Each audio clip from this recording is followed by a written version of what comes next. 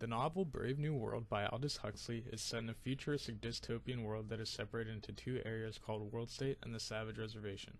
Most of the story takes place in the utopian city called Worldstate, where the air is clean, the people are always happy, never lack anything they desire, and the state has total influence over every person born into the society. Everything in the city is occupied. There is no wild countryside, only fields. Everything belongs to the state and is used for maximum productivity. As stated in the text, all natural processes such as births, aging, and death represent horrors in this world.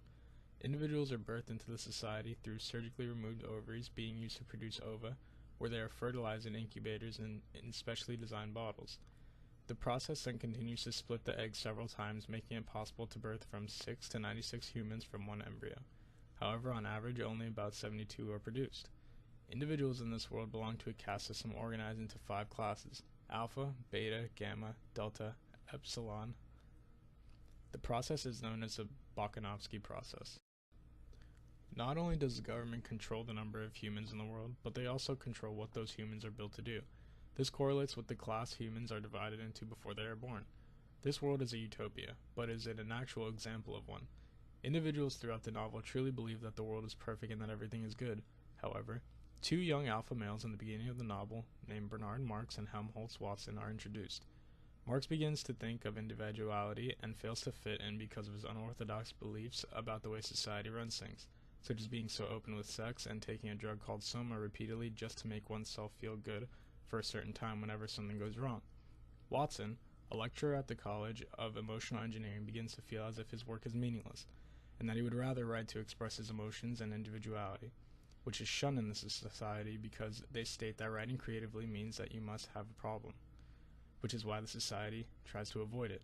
So the question begins to arise: is this society actually utopian?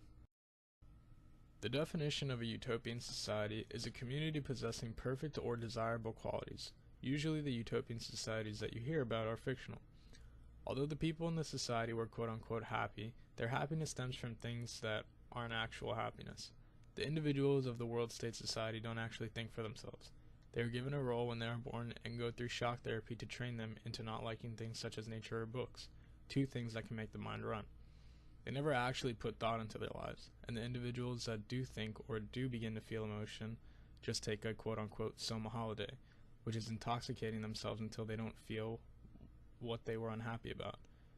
The concept of happiness, according to Mustafa Mond, is that happiness is only attainable when individuals have what they want and never don't want what they can't obtain. He quotes, "The world's stable now. People are happy. They get what they want, and they never want what they can't get. And if anything should go wrong, there's soma." This just goes to show that the people in world state truly aren't happy and are brainwashed into thinking what they have is true happiness because they don't know any better. The reasoning as to why I don't think that this society is a utopia is because everyone thinks the same, does the same, and doesn't question any of it. Everybody lives their life in the world state society brainwashed and not aware of other things outside the society. We can see this when questions begin to arise about the society itself by the character John. As the novel continues, John seeks for the right to be unhappy within the society. He clearly doesn't accept their way of doing and going about things.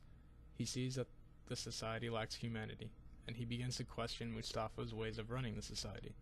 He observed that Mustafa breeded a world free of suffering and goes on to explain that happiness is not a good exchange for beauty and truth. This shows more validation that the society is in fact not a utopia just because everyone is happy. They are happy because they have no other choice than to be happy. Through soma holidays, orgies, and simply just not understanding how much bigger the world is, the world leaders are able to contain these people and keep feeding them false information and just making their worlds so minuscule that anything pleases them. These are my thoughts as to why I think this society isn't actually a utopia. Like the video and comment your thoughts.